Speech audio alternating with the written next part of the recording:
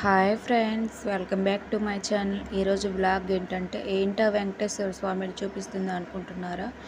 ఈరోజు శనివారం కాబట్టి వెంకటేశ్వర స్వామి పూజ చేయాలని అనుకున్నాను. ఎందుకంటే తిరుపతిలో ఈ ఫిబ్రవరి 24వ తేదీన అంటే శంకుస్థాపన చేసిన రోజు అన్నమాట.